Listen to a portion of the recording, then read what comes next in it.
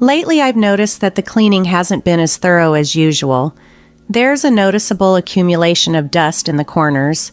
Considering you're at home throughout the day, it's important to ensure everything is done properly. If this continues and I find dust again, I may have to reconsider the access to your laptop. My husband Peter has become more distant ever since I started dedicating more time to my work as a cartoonist. When I'm buried under deadlines, he frequently complains about the household chores and sometimes insists that I redo them. He expects the cleaning to be impeccable because I'm at home, but he doesn't seem to understand that cartooning is more than just a hobby for me. It's my passion, and I'm not willing to give it up. Additionally, I've started to feel that Peter might be keeping something from me, and I can no longer overlook his secretive behavior. My name is Brenda. I'm 34 years old, and I work as a freelance animator. I create essay-style cartoons and manage to fit my work around the household chores. When Peter, who is now 36, and I got married 7 years ago, we had an agreement that I would be a full-time homemaker. 3 years into our marriage, I faced the profound loss of both my parents. As their only child, I inherited their house, and we moved in. Despite my responsibilities at home, I couldn't let go of my lifelong passion for drawing, a craft I've nurtured since my student days. I had a heart-to-heart with Peter, expressing how important my art is to me. I explained that while I was committed to our home, my true aspiration was to make a living from my cartoons. Initially, I only published independent comics, and Peter seemed to dismiss this as a mere hobby, but he reluctantly agreed to let me pursue it from home. Things took a promising turn about 5 months ago when a magazine editor discovered my work on my website. This led to a regular spot in the magazine, a 3-page, 4-panel cartoon feature every month. Since then, I've received more commissions for cartoons and illustrations, keeping me quite busy. However, when I shared my excitement and success with Peter, his response was disheartening. He coldly accused me of neglecting my duties as a housewife, suggesting that my cartooning should remain a sideline. He even implied that the money I was earning was insignificant, merely pocket money. Hurt by his words, I stood my ground. I told him, "I know you're not into cartoons, Peter, but being a cartoonist has always been my dream. It might seem small to you, but I'm getting paid for my work, and that makes me a professional. Please don't belittle what I do. Despite the challenges, I am determined to continue pursuing my passion, striving to balance both my career and my commitments at home." When I finally stood up for myself, Peter's reaction only intensified his displeasure. "You rely on me, and yet you talk back? If you're so unhappy, why don't you try earning more than me?" he retorted. I was taken aback. Typically, I earn about $1,000 a month, but I've limited my workload to accommodate him. Additionally, Peter often criticizes the state of our home, accusing me of slacking off on the cleaning and threatening, albeit not seriously, to sell my laptop if he sees dust again. His words hang over me like a threat, and even though I know he might not follow through, the fear it instills causes me to spend more time cleaning than meeting my professional deadlines. When I'm engrossed in work, Peter becomes even more difficult, pointing out every little household task that needs attention. The tension reached a peak one evening after a particularly busy day. Peter arrived home and, as usual, expected dinner immediately. He sat down, took a bite of the stew, and angrily exclaimed, "What's this? The carrot isn't cooked properly. Are you trying to upset me? I come home exhausted and this is what you serve?" Caught off guard while still processing a deadline I had just met, his sudden outburst yanked me back to the moment. As I turned towards him, he grabbed his glass of beer and splashed it over me. Shocked and drenched, I couldn't believe what had just happened. The incident was utterly unexpected, and the surprise of it struck me deeply. "I'm sorry, I must have been distracted while cooking," I replied, trying to keep the peace. "The rest of the meal should be fine. It's just the carrots that are off."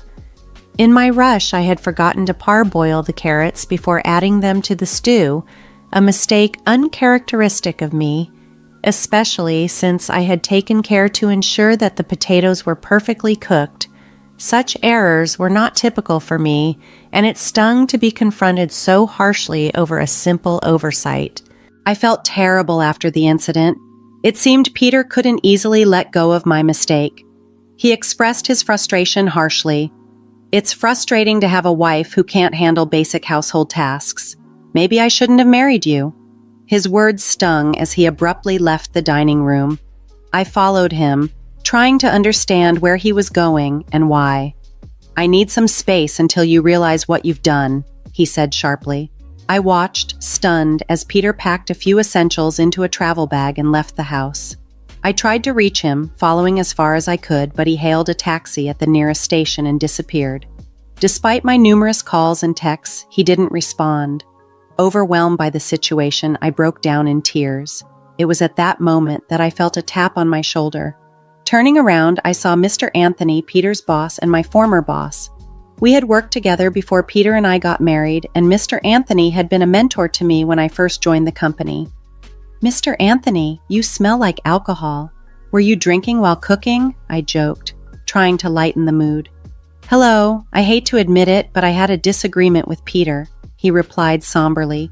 "That guy can be a bit arrogant sometimes. It's manageable when it's just work-related, but I can only imagine how frustrating it must be living with him." I felt a sense of relief sharing my troubles with someone who understood. Mr. Anthony nodded sympathetically, his trademark bright smile providing a moment of comfort, reminiscent of the support he had offered during tough times at work. We decided to grab a bite at a nearby diner to catch up further. "So, what's got you so upset?" he asked kindly. "Well, it's my fault. I messed up the cooking today. Tried making a stew, but the carrots weren't cooked well, and it upset Peter." Happens to the best of us. My wife does the same sometimes," Mr. Anthony reassured me, reminding me that such mishaps are universal and not as catastrophic as they seemed in the heat of the moment. As we sat there in the diner, Mr. Anthony's words helped me see things differently. When things go wrong, we just roll with it. Getting worked up doesn't help, you know. His perspective brought a smile to my face as we continued our conversation. No argument over drinks then?" he joked. "No, the beer smell. That's from Peter splashing it on me over the cooking mishap. I thought I'd dried it off at the station, but apparently not." I chuckled, recounting the absurdity of the situation. Mr. Anthony laughed in return, but his tone changed as he reflected on what I had said. "He splashed beer on you over a small cooking mistake? That doesn't sound like Peter at all. I never liked the guy much, but I never thought he'd do that to his wife." His voice carried a genuine indignation that oddly lifted my spirits. "Why did you come to the station? You look like you ran here in your apron," he asked, noticing my disheveled appearance. "Another issue with Peter," I sighed. "He called me lazy and stormed out, saying he wouldn't return until I reflected on my actions. I followed him, but he took a cab and left. I'm lost." Seeing my distress, Mr. Anthony's expression softened. "I can't say for sure what's going on, but I have a bad feeling. I'll look into Peter for you. You might want to check the house for anything he might have left behind," he suggested before we parted for the day. Following his advice, I searched through Peter's usual spots at home and found a hotel points card in his pants pocket. It had been recently used on a Saturday, a day he had claimed to be working. My suspicion grew as I remembered the GPS locator app we installed before getting married. I checked it and found Peter's location in an unexpected place, a popular tourist spot known for romantic getaways.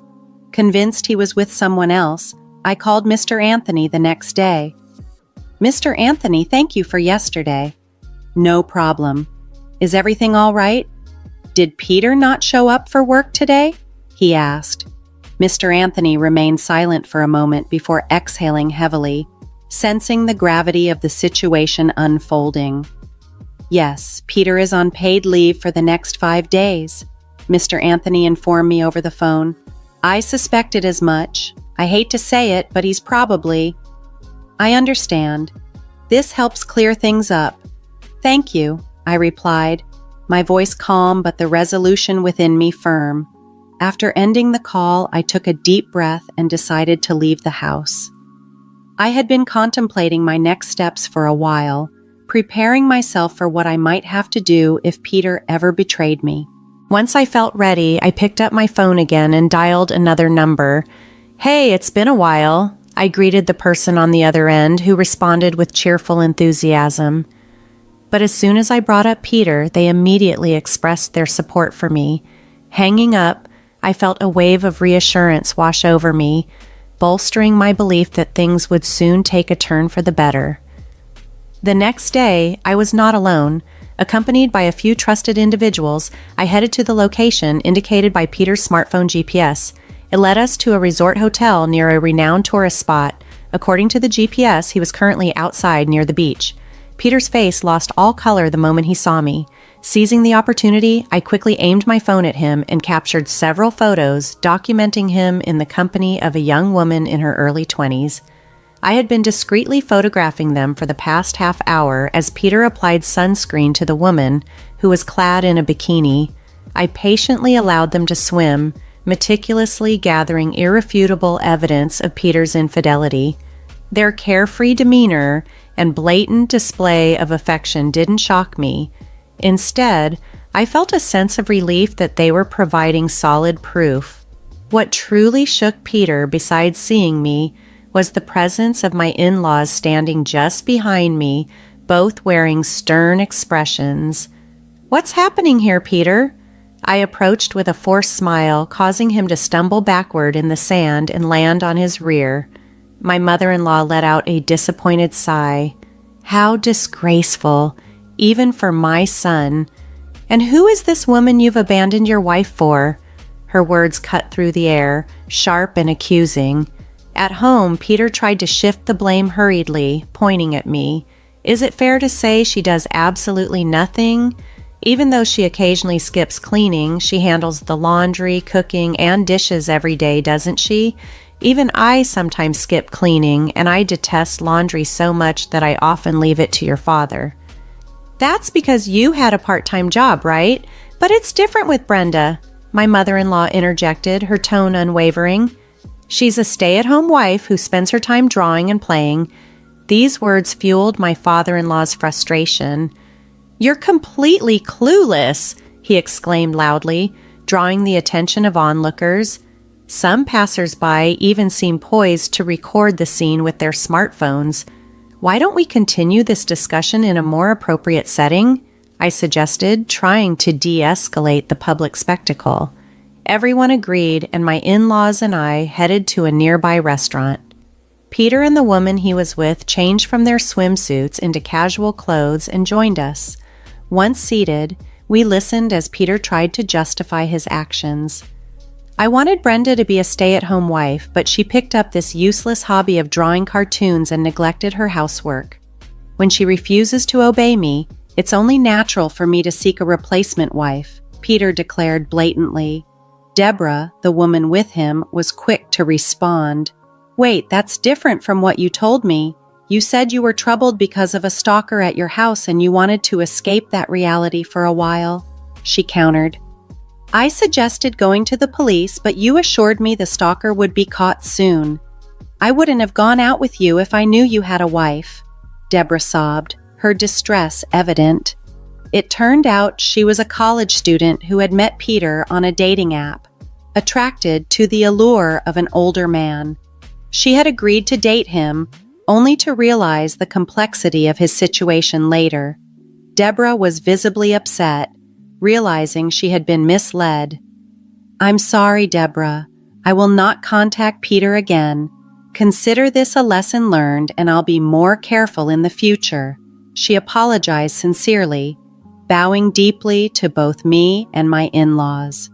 Before leaving, she showed us her phone screen as she deleted Peter's number, then left some money for her coffee on the table, and hurriedly exited the cafe. I turned my attention back to Peter, who looked completely taken aback by Deborah's abrupt departure. "It's only natural that I have my feelings and circumstances. I'm not some robot you can manipulate. Resorting to cheating just because things aren't going your way is despicable," I stated, my disappointment clear.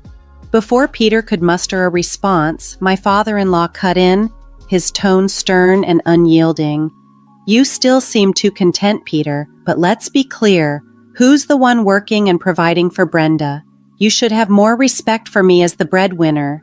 Peter trembled with anger, but my father-in-law continued calmly, addressing him as one would a misbehaving child. "You're acting like a child, throwing tantrums just because things aren't going your way. Learn to accept reality. There's nothing more to discuss." With that, my in-laws stood up, paid the bill, and headed to the register. Left alone with Peter, I found myself struggling to find the right words. Breaking the tense silence, I finally spoke up. "Peter, I've been offered a serial comic strip in a magazine," I announced, watching his expression change to one of complete surprise. "Oh, congratulations," he managed to say, his tone shifting. "Because of this opportunity, I can no longer be the stay-at-home wife you envisioned. I'm sorry, but I'm tired of being disregarded and undervalued," I continued, gathering my resolve. "Peter, I want a divorce. I'm sorry, but it's all become too much. You can pursue your desires, and I will pursue my comics," Peter pleaded, tears welling up in his eyes. "I'll help with the housework. I won't be arrogant anymore." But I couldn't bring myself to look at him any longer. "I'm sorry, but that's not the issue here," I said firmly. "You looked down on me, didn't you?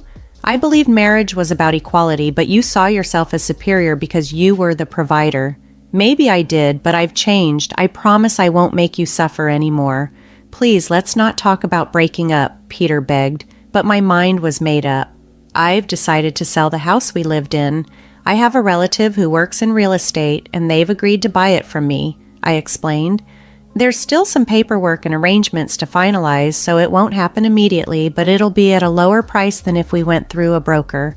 It's my house, and I have the right to do as I please with it. I want to end our relationship as soon as possible. I'm planning to leave tomorrow, and you should find somewhere else to stay as well," I added as I rose from my seat and headed for the exit. Unlike the day Peter left, he was now desperately chasing after me. However, when I got into the car, my father-in-law, who was behind the wheel, swiftly drove off. As I slammed the car door shut, I saw Peter running after us, tears streaming down his face, but soon he disappeared from view. Later, after his trip, and upon discovering the house empty of my belongings, Peter called me, his voice filled with anguish. I reluctantly answered the phone. "Why did you sell the house? It was our home, wasn't it? Why are you saying such things?" he asked desperately. "It's the house I inherited from my parents, remember?" I responded, my tone resolute yet weary from the emotional toll. "But I should have some rights to it too, shouldn't I?" Peter argued over the phone. However, the law doesn't automatically grant inheritance rights to spouses regarding property. If you understand, please leave the house as soon as possible. Expect a call from the lawyer regarding alimony and the divorce proceedings. Don't try to avoid it, I responded firmly before ending the call. Later, I learned that Peter faced repercussions at work. While employees aren't typically required to disclose the reasons for taking paid leave, Mr. Anthony, Peter's boss, criticized him for using his leave to travel with his mistress, particularly under the circumstances of betraying his wife. This scrutiny added to the strain Peter felt at work, where he began to feel ostracized by his colleagues and uncomfortable daily. Moreover, his relationship with his in-laws deteriorated further. They had completely cut ties with him, and when Peter attempted to return to their house, they turned him away. After paying the alimony, Peter's savings dwindled, and he began accumulating debt. He now resides alone in a modest apartment, struggling to manage household tasks and leading a somewhat chaotic life. Mr. Anthony shared these details with me, but I found myself devoid of any sympathy for Peter. Meanwhile, I settled into a tidy studio apartment, focusing on my career. I began drafting for my serialized comic strip. It's an anthology style, drawing inspiration from various people's experiences. The next story I plan to illustrate revolves around marital infidelity, and I'm contemplating using Peter's situation as material. This creative outlet has provided me not only a means to express myself but also to process the events that unfolded in my personal life.